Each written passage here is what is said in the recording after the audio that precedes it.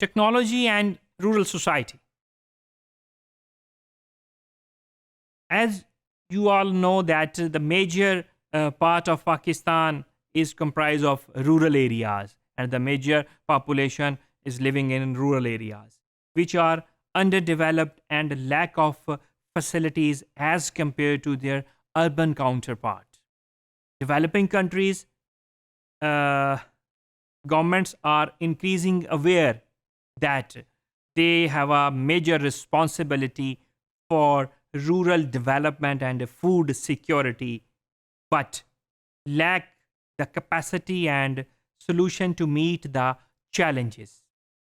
हर हुकूमत को developing countries को पता है कि उसकी मेजर रिस्पॉन्सिबिलिटी, उसकी जो मेजर पार्ट है रूरल कम्युनिटी का, उसकी बेहतरी है, लेकिन कैपेसिटी में लैक होने की वजह से जो हमारी ये सोल्यूशन है ये चैलेंजेस को मीट करने का, वो रह जाता है. The agriculture yield is in developing countries continue to decline.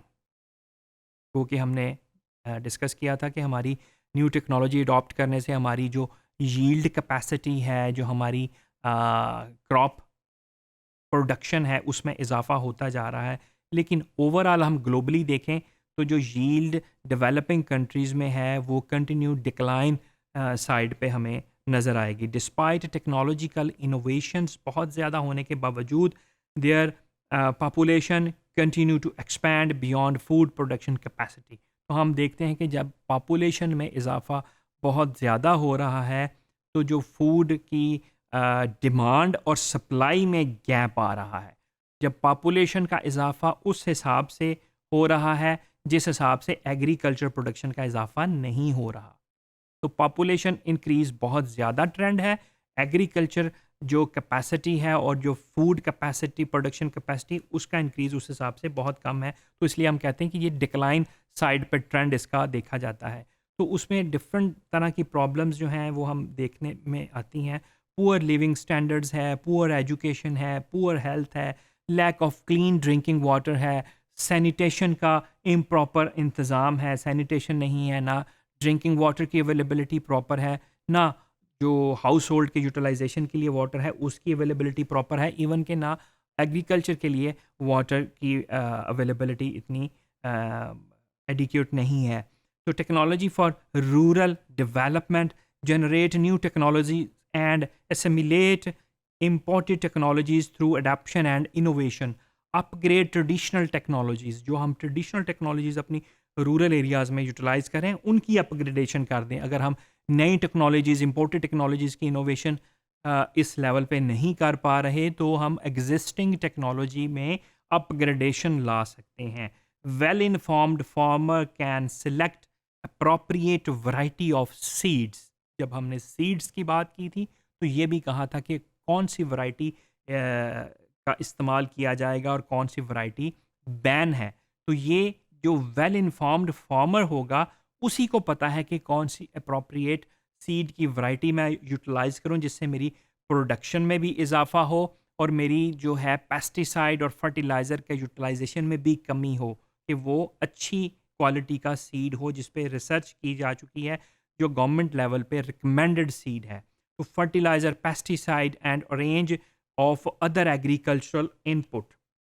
Decision making process की बात करें तो food security problem facing developing countries demonstrate the need for informed researchers, planners, policy makers, development workers, and farmers.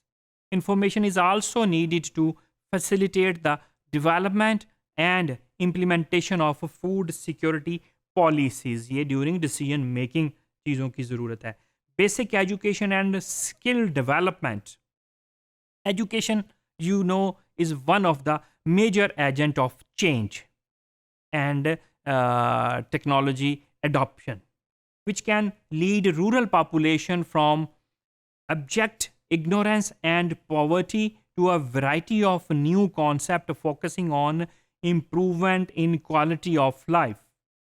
Development of basic skill, education के साथ साथ जो basic skills हैं जिनकी ज़रूरत है एग्रीकल्चर सेक्टर में एग्रीकल्चर बेसिक स्किल्स, या किसी भी सेक्टर में जो बेसिक एग्रीकल्चर स्किल्स हैं, ये एजुकेशन के साथ पैरेलल उसकी development relating to the agriculture, natural resources, conversation, poultry, livestock, ये सारी जो बेसिक स्किल्स हैं एजुकेशन के साथ साथ, it can play a major role in rural development of any country. Rural family support service, ये भी एक बड़ा इंपॉर्टेंट फैक्टर है.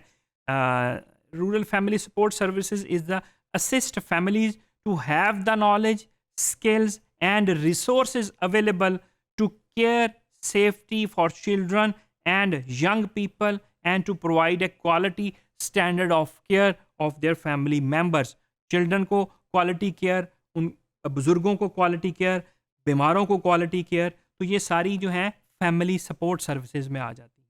फिर रूरल टेक्नोलॉजी सेंटर में assist in the following provision of basic information on local technology, custom etcetera.